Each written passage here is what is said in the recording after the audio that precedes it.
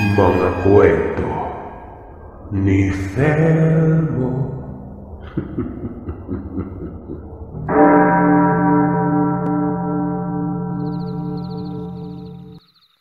Itago niyo na lamang po ako sa pangalang Randy. Inaasahan ko na sana maibahagi itong kwentong isisiwalat ko patungkol sa aking karanasan. Nangyari ito nung buhay pa ang mga magulang ko. At kung hindi ako nagkakamali, nasa pagitan ito ng unang mga taon ng dekada 90 sa lugar ng Gihulgan. Nasa 22 taong gulang ako. Binata pa. Ako lang ang naiwan noon sa mga magulang ko. Gawa ng may mga sarili na mga pamilya ang mga kapatid ko. Siyam kaming magkakapatid. Ako ang pinakabunso. Yung mga magulang namin ay matatanda na at kinakailangang mapangalagaan nun. Si Nanay Maring, hindi na halos makalakad. May malubhang rayuman na ito. Habang ang Tatay Pablo naman, masigla at malakas. Pero kailangan pa ring maalagaan. Ang hindi ko alam, na habang nakabantay at inaalagaan sila, ito din pala ang mga sandaling mararanasan ko ang bagay na hindi ko pa naranasan noon. Sa bandang bukid ang tirahan namin, pero malapit lamang sa kalsada. Kahit hindi pa simento pero kahit papano, kapag may emergency, agad makakausad. Tuwing umaga, dinadala ko si Nanay Maring sa beranda. Gusto niya kasi doon ang tumambay. Ito din ang payo ng doktor. Nailakad-lakad ko lamang ang nanay. Kapag nakastambay lamang lagi sa higaan, mas lalala umano ang rayuma. Minsan, nakikita ko pang lumuluha ang mga mata nito at sinasabing gusto na niyang magpahinga. Pabigat daw umano siya sa mga anak niya. Hindi ko din maiwasan na umiyak noon. Sinasabi ko na huwag siyang magsalita ng ganon. Hindi magugustuhan ng kanyang mga anak ang mawalan ng magulang. Isang hapon, habang nasa likod ako ng bahay, may napapansin akong babaeng padaan-daan sa may likod ng lupain namin. Nagtaka ko, gawa ng wala namang daanan doon ng mga tao. Kalmado lamang siya. At nang mapadako doon sa makapal na sagingan namin, nawala na lamang bigla. Dali-dali ko itong pinuntahan. Sinundan ko yung babae. Pero wala na. Hindi ko na lamang ito pinagtuunan ng pansin pagkatapos nun. Pero hindi maiwasang sumagi sa isip ko kung paanong may babae doon. Malalayo kasi ang mga kapitbahay. Tapos yung sa likod banda unahan ito, gubad, may pangpang. Sobrang kipot at mahirap dahil ang tataas ng mga damo at walang bahay doon banda. Isa pa, hindi ko kilala ang babaeng yon. Sa mga sumunod na araw, nakikita ko pa rin ang babae. Paulit-ulit kong sinusundan ito pero wala talaga. Naglalaho na lamang yun bigla. Hanggang sa itong sinanay, may inireklamo sa akin nun. Sa tuwing gabi umano, may sumisilip sa bintana nila. Tao yon. Tapos kapag sinisita niya, nawawala na lamang ito bigla. Medyo kinabahan ako gawa ng baka magnanakaw. Wala pa naman kaming asong alaga nun. Hanggang sa sunod-sunod na yung reklamo ng Nanay Maring. Kung kaya naman Doon na ako sa silid nila natulog. Bagamat nasa iisang silid lamang ang mga magulang ko, magkakahiwalay sila ng higaan. Magkakatapat. Nasa gitna ako noon sa may sahig naglatag ng banig. Pasado 11:00 ng gabi, nagising ako. Narinig kong umungol si nanay. Hindi ko binuksan ang ilaw. Kinapa-kapa ko lamang siya. Napansin kong basa ang kanyang tagiliran. Akala ko pawis lang pero nakakaamoy ako doon ng lansa. Binuksan ko ang ilaw noon. Hanggang sa gano'n na lang ang gulat ko. May nakita akong itim na parang buhok na sobrang haba. Galing ito sa maliit na siwang sa bintana naming jealousy. Gumagalaw-galaw yon. Nakakawindang ang postura ng hiblang yon. Binuksan ko ang bintana. At doon, kitang-kita ng dalawang mata ko. Isang ubod ng nakakakilabot na alam kong hindi tao. Para bang nakadikit siya sa dingding sa likod na parang butike. Sobrang itim niya. Maging yung mga mata, maitim din. Yung mga hibla ng buhok, galing sa kanya. Parang bulate ang mga buhok niya. Kitang-kita ko ang lahat ng yon. Kumuha ako ng maipapalo. Hanggang sa nadampot ko ang tungkod ng tatay ko. Sinundot ko ang mukha ng nilalang nun. Bigla itong lumundag sa lupa. At hindi ko alam kung paano yun naglaho na parang bula sa paningin ko. Pagsipat ko kay nanay nun, doon ko nakita ang mamasa-masa sa kiliran niya. Isang dugo. Nakapikit at mahimbing lamang siyang natutulog. Lumapit ako para alamin kung bakit may dugo nun. Sa may ilalim ng kilikili, doon galing ang dugo. May butas. Sobrang liit na hindi mo mapapansin kapag hindi mo tiningnan. Napapamura ako nun. Inaaswang ang nanay ko. Takang-taka ako gawa ng buhok lang yung pinapasok sa bahay. Naiisip ko na baka sinisip-sip ng aswang ang dugo ni nanay. Napapaisip din ako na baka ilang araw na itong nangyari. Kaya pala bumagsak ang katawan ng nanay nun. Ginigising ko ito, pero hindi bumubuka ang mga mata. Humihinga, pero nasa mahimbing na pagkakatulog. Para bang may pinainom ditong pampatulog nun. Ganon din si tatay. Hindi ko ito magising-gising. Napapamura ako noon at sobrang naguluhan. Takot at pagkalito ang humahalo sa loob ko noon. Natatakot ako na baka hindi na sila magising pa. Humihinga pa naman ang mga ito. May nangyari lang talaga. At gaya ng sinasabi ko, parang may ipinainom na pampatulog. Plano kong puntahan ang albularyong taga-amin. Pero malalim na ang gabi at may iiwan ng dalawa sa bahay. Ang ginawa ko, doon na lang talaga ako hanggang umaga. Wala palang silbi ang pagbabantay ko noon gawa ng, isipin nyo, ultimong ako ay walang kamalay-malay. Kung hindi ko napansing umungol ang nanay, hindi ko malalamang inaaswang ito.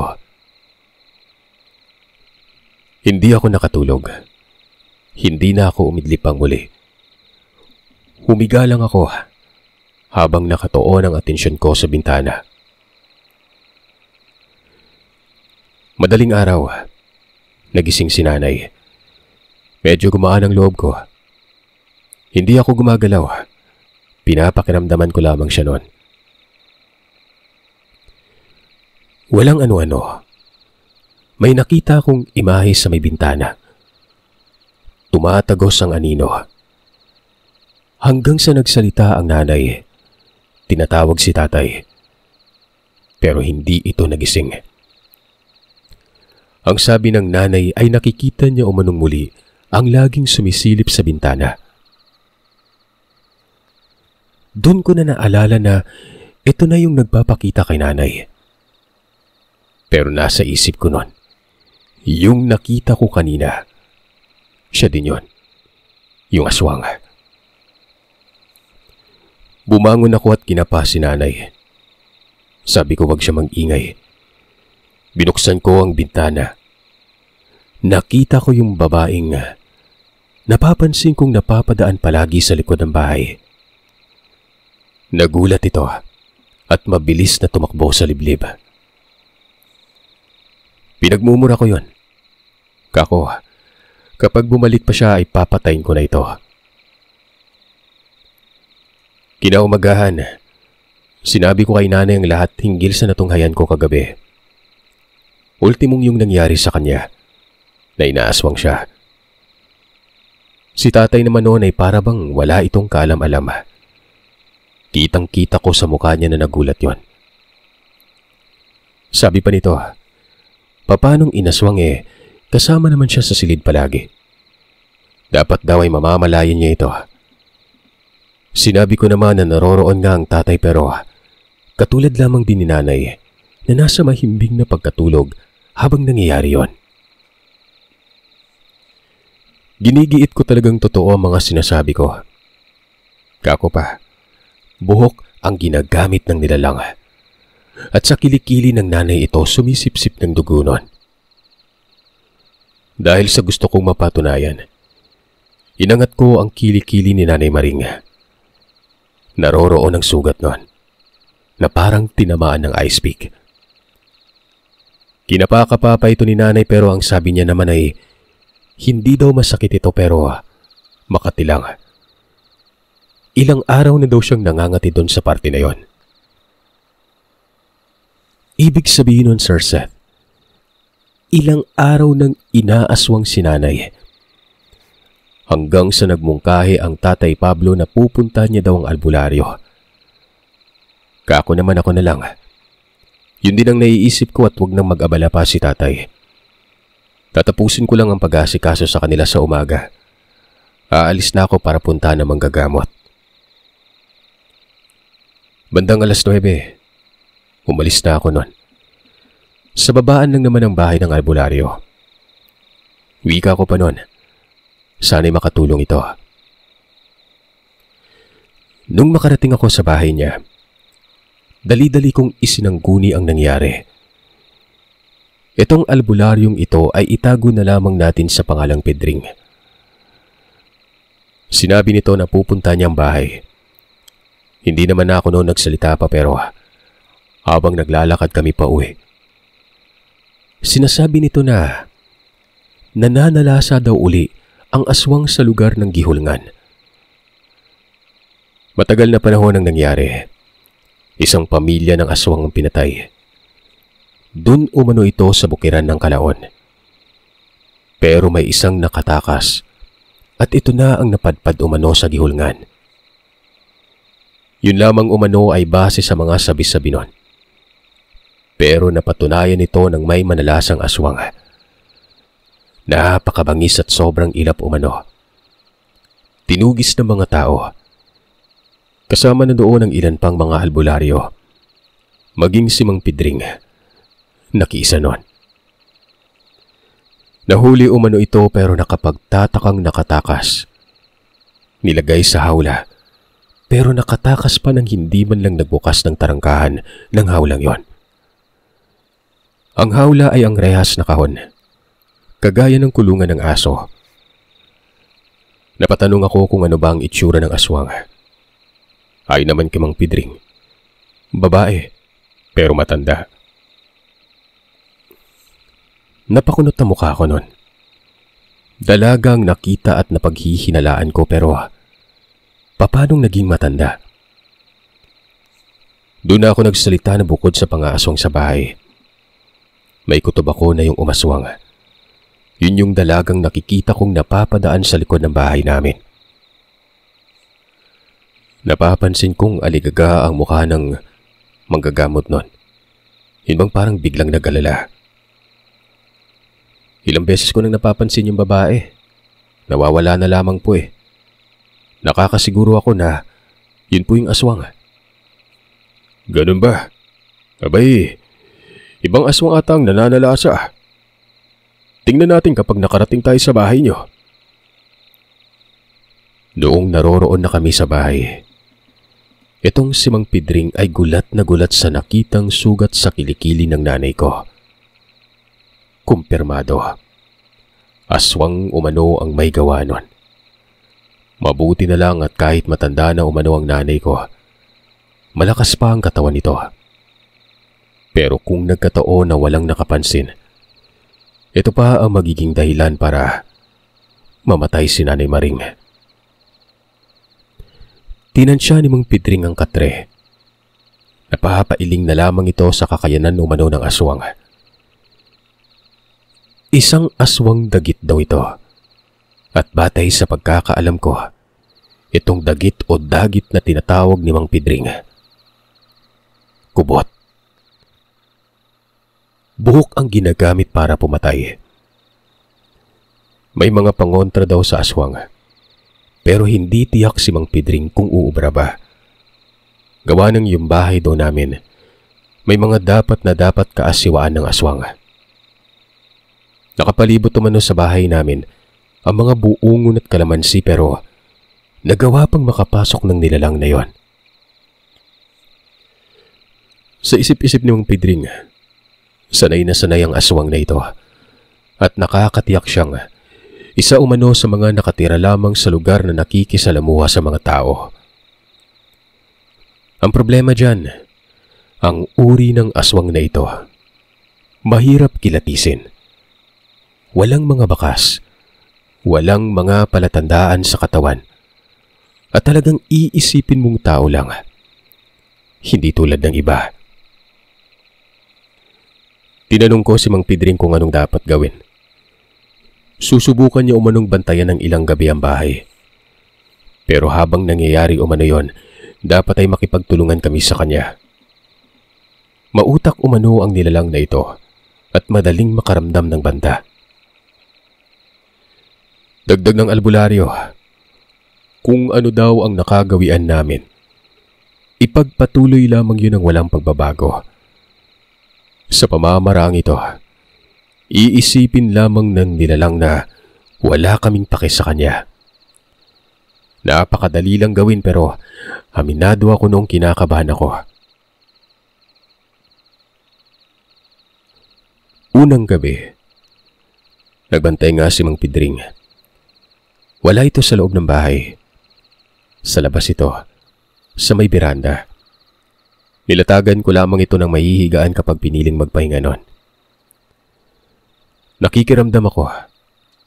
Ilang kape ang inom ko noon para hindi ako antukin. Walang aswang na nagpakita. Si nanay kapag ginabaka pa ako, nagigising. Hindi katulad noong mga puntong may aswang na tulog mantika yon. Isang linggo ang nakalipas, pero wala nang aswang pa ang bumalik. Kung kaya napagpasya na ni Mang Pidring na itigil ng pagbabantay. Ang sabi pa nga nito, baka hindi na babalik. Ako naman bagamat nag-aalangan, wala akong magawa kung hindi ang sumunod na lang. Pero alam na ito ng ilan sa mga kapatid ko. Lalo na yung mga nasa malapit lang kagaya ni Ate Laura at Kuya Anton. Nasa Himalalod lamang kasi sila noon. Katunayan, pumunta sila sa bahay. Sumama sila sa pagbabantay sa mga magulang namin. Umuwi si Mang Pidring pero hindi nagpakumpiyansa sa mga kapatid ko. Ang sabi pa nga ng kuya, baka ilang araw doon na lang siya titira. Tutal ay hiwalay naman na siya sa kanyang asawa noon. Tapos yung mga anak niya, nasa kanya at doon na lang paaaralin sa amin. Gumaan ang pakiramdam ko. Kako pa sa sarili ko, saramat at may karamay ako noon. Ito kasing kapatid ko, Sir Seth, ay dating kafgu. May sapat na tapang at maraming alam sa mga aswang-aswang na yan. Dagdag mo pa, may baril pa itong dala. 1 linggo ang nakalipas. Natuloy nga yung sinabi ng kuya ko. Doon na sila tumira kasama ng 2 anak niya. Bumibisita naman itong si Ate Laura 2 beses sa 1 linggo. Payapa na, talagang masasabi kong wala ng pagpaparamdam pa nun. Hanggang sa isang hapon, nakita ko yung babae sa merkado ng Gihulngan. Gulat na gulat ako. Kalmado lamang itong napapadaan sa maraming tao. Yung tipong hindi mo aakalaing isang aswang yon. Sinundan ko yon. Yung mga nabili kong pangkonsumo, iniwan ko pa sa isang tindahan. Tutal, ang tindahang yon, kakilala ko naman ang may-ari. Mabilis maglakad ang babae. Walang lingon-lingon. Dire-diretso lang. Hanggang sa nakarating na lamang ako sa may kakahuyan. Pangilan-ngilan na lamang ang mga tao dito. Nakikita ko pa rin siya, Sir Seth. Hindi ko ito nilulubayan. Sinisiguro ko noon na hindi talaga ako malilingat. Maya-maya, nakita ko siya na biglang huminto at pumihit ang katawan parap sa akin. Naghahanap ako noon ng maipapalo kung sakaling may gawin ito. Hindi ako takot gawa ng may araw naman. Bukod pa dyan, may tao kahit pa medyo malayo ng konti. Lumapit ako ng lumapit. Nakatitig lamang ito sa akin. Nasa 5 dipa na lamang nun. Huminto ako at nakipagtitigan sa kanya. Sinabi ko ng diretsyo na isa siyang aswang nun. Kung balak pa niyang patayin ang nanay ko. Dinuro ko ito ng daliri at binantaan na kapag nagpakitang muli sa amin, papatayin ko na siya. Hindi ko alam kung bakit bigla na lang naging maamo ang mukha niya. Lumapit ito sa akin tapos sinabing, nagkakamali daw ako sa hinala ko. Hindi daw siya ang umaaswang sa nanay ko. Siya pa umano ang tumutulong sa amin nun. Medyo nalito ako nun. Umabante pa siya ng lakad. Sa hindi malamang dahilan, para akong maiiyak nun. Hindi ko alam bakit halo-halo ang emosyon ko. Napakaamo ng mukha niya. Doon ko napagtanto na may itsura pala ito. Morena lamang siya pero maganda ang hulma ng kanyang mukha. Inulit niyang hindi daw siya ang nang-aaswang sa nanay ko dahil kung siya pa umano, dapat ay hindi siya nagpaparamdam sa araw. Ang aswang umano ay parang ahas na tumuklaw kapag namimiktima. Hindi mo mamamalayang nariyan nasa tabi mo. Tinanong ko siya kung ano siya at bakit nawawala na lamang siya bigla kapag sinusundan ko nun. Doon. Bagamat sinabi niyang hindi siya yung aswang na namimiktima o bumibiktima kay nanay, isa pa rin umano siyang aswang. Napaatras ako nun. Naporma pa ako na para makikipagsuntukan. Sabi ko, kung aswang siya, edi siya din ang sumubok pumatay sa nanay ko. Pero ginigiit niya na hindi talaga siyang umaswang nun. Wala siyang kinalaman. Ang may kinalaman umano, ang tiyahin niya. Nakakabaliw na mag-isip sa mga puntong yon. Dagdag pa niya, itinataboy niya ang kanyang tiya. Pero may mga pagkakataon na hindi niya ito napipigilan.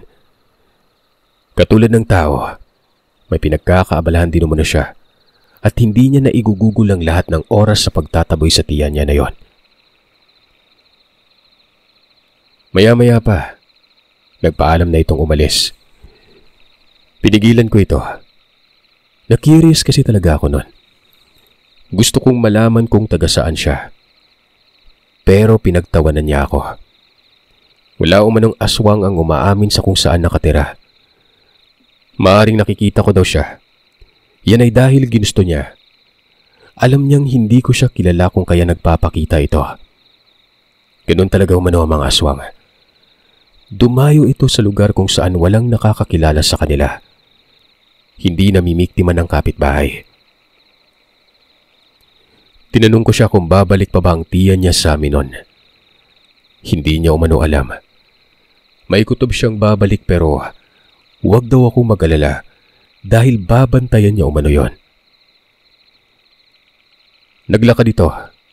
Sinundan ko. Kinukulit ko.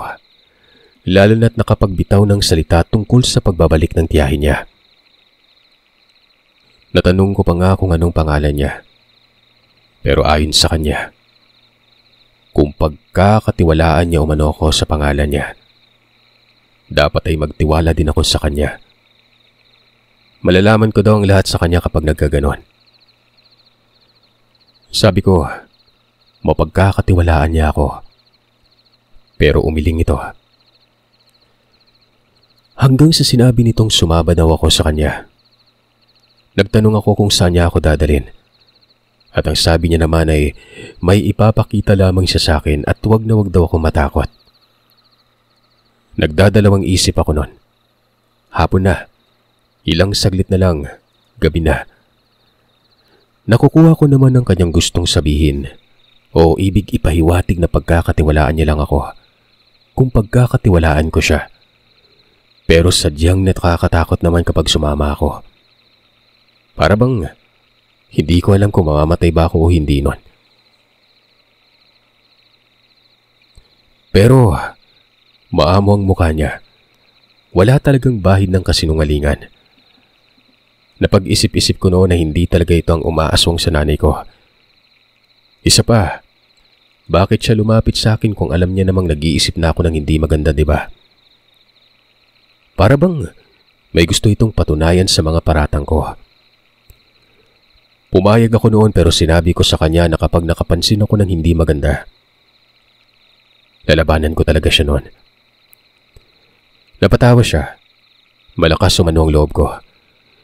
Minamaliit ko mano ang kakayahan niya bilang isang aswang noon. Pero nilinaw niya na walang mangyayari sa aking hindi maganda. Magtiwala lamang umano ako dahil isa daw siyang kaibigan. Naglakad lamang kami ng naglakad noon. Nag-uusap pero saglit lang. Nababalot ng pagtataka ang isip ko. Napapanatili niya ang pagiging kalmado. Hanggang sa makarating kami noon sa isang kalsada. Sa kabilang parte ay may dinuro ang babae. Isang kanto yun na may maliit na daan patungo sa liblib. Ang sabi nito, doon umano ang tiya niya ng mga panahon na yon. May ibang inaaswang. Tinanong ko siya kung itataboy niya ba ito pero umiling siya. Ako lang daw at ang pamilya ko ang tinulungan niya. Nagulat ako noon sa mga sumunod niyang sinabi. Matagal na daw kaming nagkita. Baka hindi ko lang matandaan. Doon umano sa merkado, kasama ng tatay at nanay ko. Ito yung noong nakakalakad pa ang nanay. Mabait daw ako. Magalang at talagang nakikita niya ang pagmamalasakit ko sa magulang noon. Nagkausap pa daw kami. Natutuwa ito sa akin. Matagal na daw siyang dumadalaw sa amin noon. Natanong ko kung ano ang kanyang motibo. Ngumiti ito at nakita ko sa kanyang mga mata. Yung tingin na para bang nahihiya nun.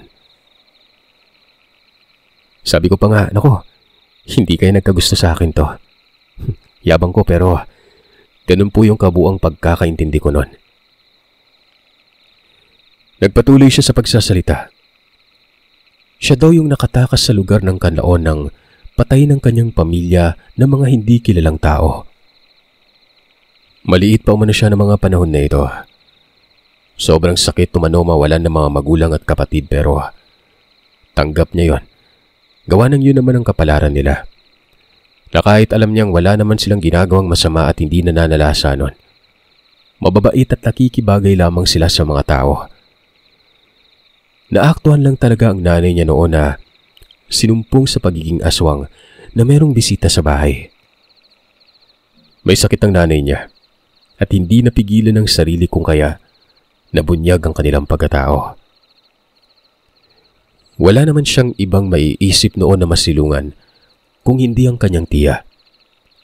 Pero hindi siya nagtagal dito dahil pangit umano ang ugali. Bukod pa diyan, masahol pa ito sa baliw kapag sinusumpong. Sobrang bangis at nananalasa talaga. Lumaya siya sa bahay nito. Mabuti na lang may naawa sa babaeng yon. Isang mag-asawa noon at ito ang nagpalaki sa kanya. Alam na mag-asawang ito na aswang siya. Dahil isa sa mga ito, may karunungan umano. Kilala umano yun ang albularyo sa amin na si Mang Pidring. Alam ni Mang Pidring ang pagkatao nitong babae. Gulat na gulat ako nun. Hindi pala lingid sa kaalaman ng albularyo ang patungkol sa kanya. At kung hindi ako nagkakamali, nagkukunwari lamang ito habang nasa amin. Mas lalong lumala ang mga katanungan sa isipan ko nun. Hanggang sa nagpakilala na itong babae, naitago na lamang natin sa pangalang Hiraya. Matapos niyang sabihin ang kanyang pangalan, napayuko ito at para bang hiyang-hiya nun. Maging ang lugar kung saan siya nakatira. Sinabi niya rin sa akin, nang ibig sabihin naman ito, pinagkakatiwalaan niya na ako. Itong tiya niya umano, pinagbabantaan ang buhay ng mga taong kumupkup sa kanya. Kung hindi lang dahil kay Hiraya, matagal ay matagal nang namatay ang mga ito.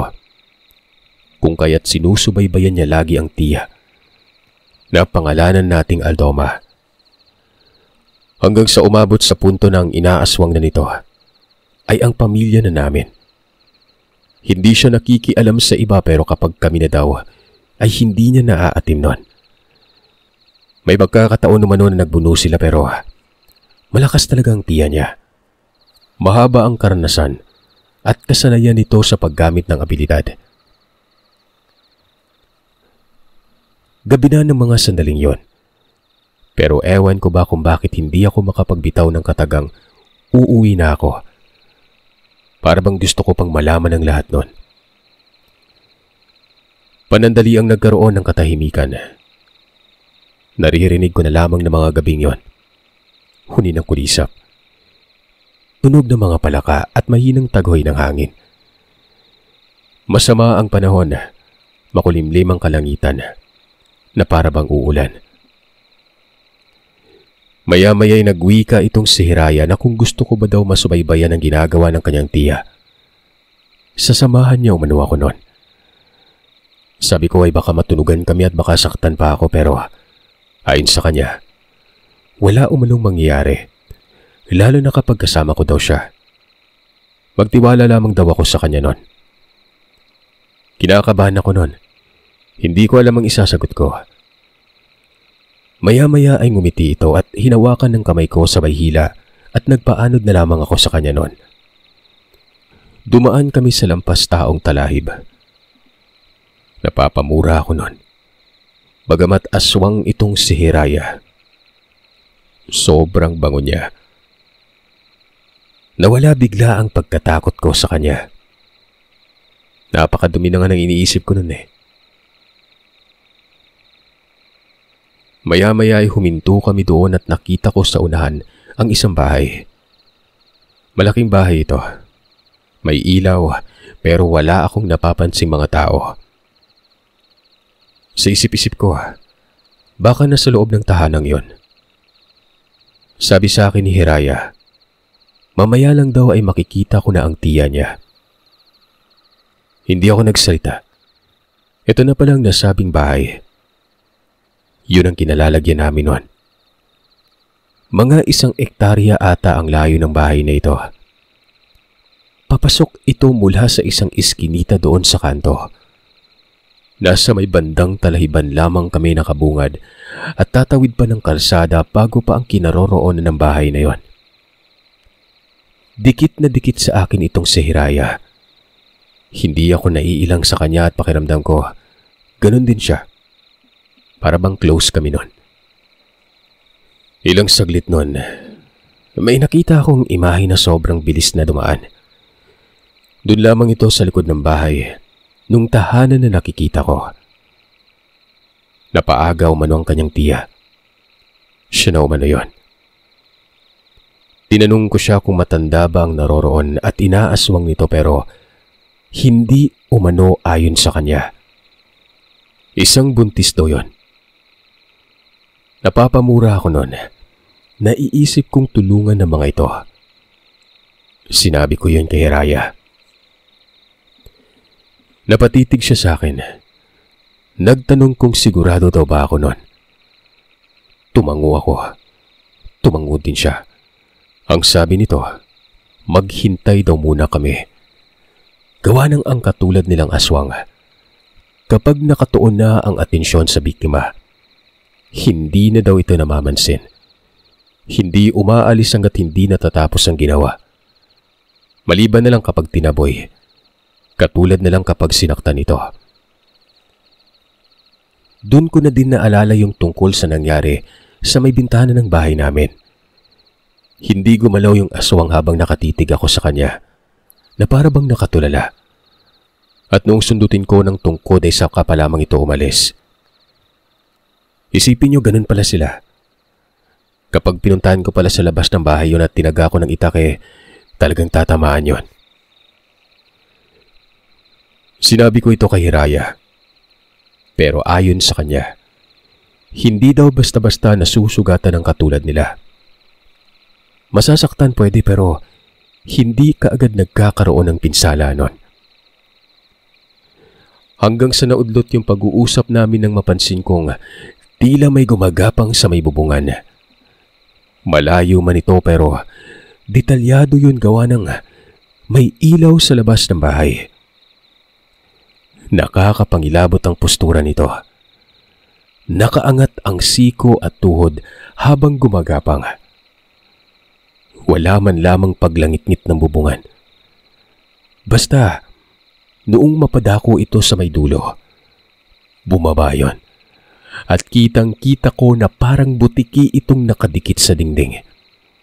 Nakasilip sa isang bintana sa kaliwang bahagi ng bahay. Maya-maya pa, yung buhok nito parang mga sapot na gumalaw sa may dingding. Kabadong-kamado na ako doon. Ang sabi ko kay Hiraya, sa papanong paraan kami makakatulong sa pamilya. Napatawa siya. Mahina lang naman yun pero ang tunog nito para bang nang-aasar. Ako man ang nakaisip na tulungan ng pamilya pero magtatanong pa ako sa kanya kung anong gagawin. Maya-maya ay sinabi niyang para daw sa akin ang gagawin niya. Magantay lamang daw kami ng ilang saglit pa. Kapag tumirik ng katawan ng kanyang tiya at hindi na gumagalaw, saka pa lamang umano siya kikilos doon. Kalahating oras ang nakalipas, pinatay na ang ilaw doon sa may bandang likuran. Ito yung silid siguro kung saan naroroon ang biktima. Maaga kasi talaga natutulog ang isang buntis doon. Hanggang sa ilang saglit pa, napansin ko na para bang may gumagapang sa balikat ko. Parang langgam. Dinagpi-dagpi ko ito pero ganun na lang ang pagkagulat ko.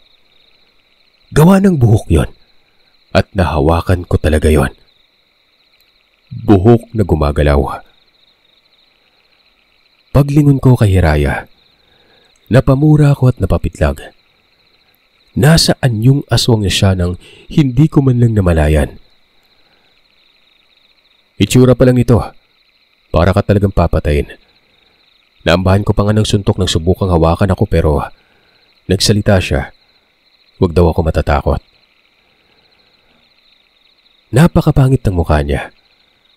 Mas pangit pa ito sa nakita ko. Nakaharap pa ito sa akin tapos nakangiti nun. Maitim ang mukha nito tapos yung mga ngipin niya angat sa kaputian nun.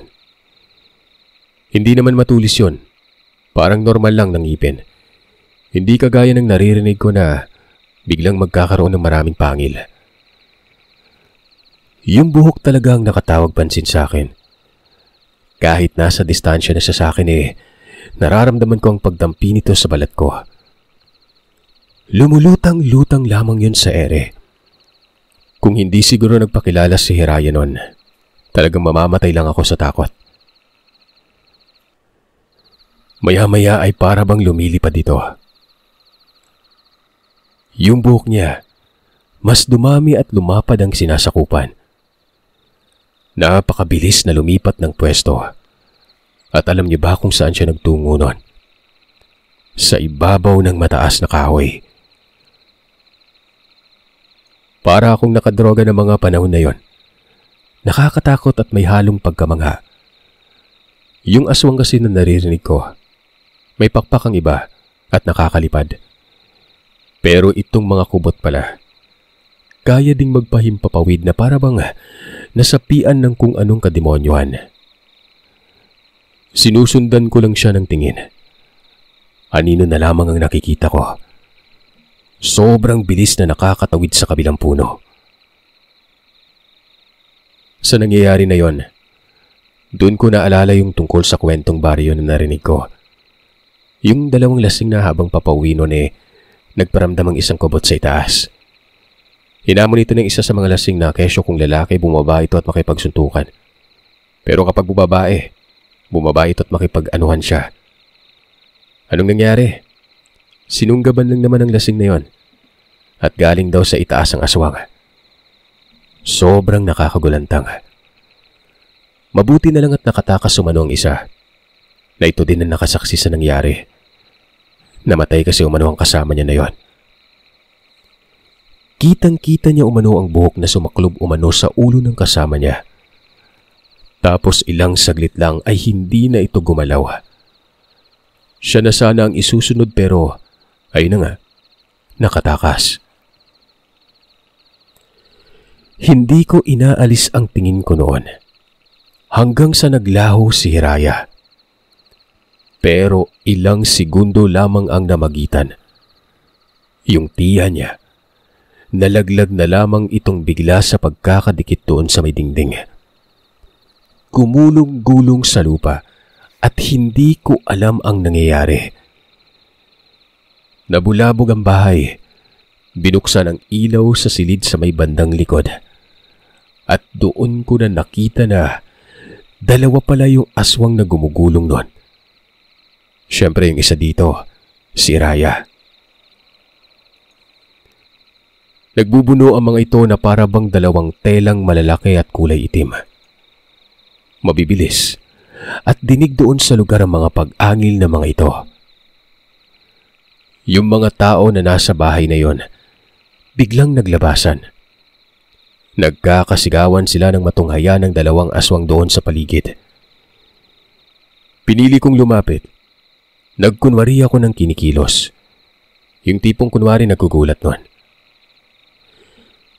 Doon ko mas malinaw na nakikitang pagbubuno. Nakakapangilabot ang mga buhok nila. Sinita ko yung pamilya na pumasok ng bahay. Naroroon din ang buntis at umiiyak ito. Pero wala namang nakikinig sa akin noon. Yung padre de pamilya ay kumuha pa ng itak.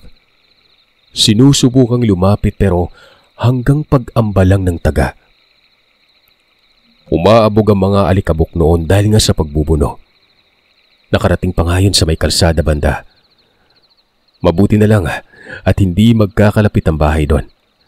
Bagay na hindi kumalat ang pagkabulabog, maliban na lang sa naturang pamilyang yon. Hindi naman sumunod pang pamilya at naroroon lang ito sa bahay nila. Walang pag-uusap ang mga aswang nun. Patuloy lang sa pagbubuno. Nakakita naman siguro kayo ng pusa na nagbubuno, di ba? Ganon na ganon. Ang lulupit. Dama ko talaga ang puwersa nilang dalawa.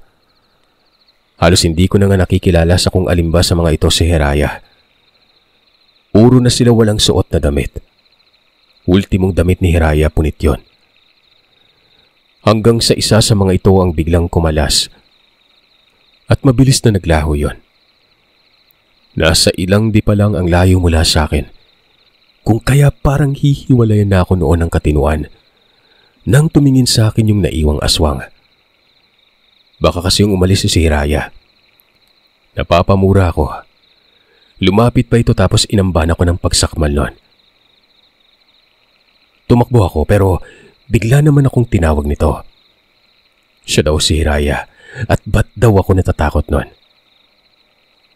Minura ko siya ng minura.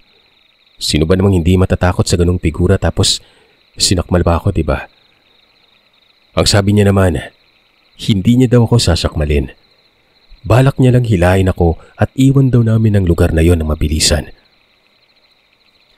Magsasalita pa sana ako. Nagbigla na lamang itong lumapit sa akin ng mabilis nun. Hinablot ako na parang papel at napapikit ako. Nakamulatan ko na lamang na nasa kakahuyan na kami. May ilog.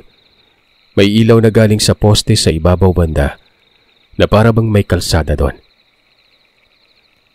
Paglingon ko kay Hiraya, napayawa na lamang ako dahil wala na ito sa anyong aswang pero wala din itong kasautan. Malinaw sa mga mata ko ang postura niya. Banaag mula sa poste. Walang kasugat-sugat ang kanyang katawan noon. Namumula lang at sa tingin ko, ito ang mga tama ng kalmot. Pero syempre, iba na ang nararamdaman ko sa katawan ko noon. Nagtungo siya sa ilog at naghugas. Mabilis kong hinubad ang damit ko. Ibinigay ito sa kanya. Umiling siya at sinabing ayos lang kahit wala siyang damit gawa ng may kakayanan naman siyang makapagtago. Pero kahit ganun pa man ay pinagpilitan ko talagang isuot niya yon na siya namang pagkakamali at pinagsisihan ko pagkatapos. Nagmukha kasi akong timang nun. Sinuot niya naman yon kaso ang problema, wala itong salawal. Hindi naman pwedeng hubarin ko yung salawal ko at ibigay din kasi ako yung lalabas na walang suot nun. Sinabihan kong ihahatid ko siya at ang sabi niya ay wag na lang umano. Pwede na umano akong umuwi nun. Naguguluhan ako at ito na yung mga sandaling nagsisi ako. Kung uuwi ako tapos walang pang itaas na damit ay parang hindi magandang tingnan. Lalo na kapag mapapadako pa talaga ako noon sa sentro.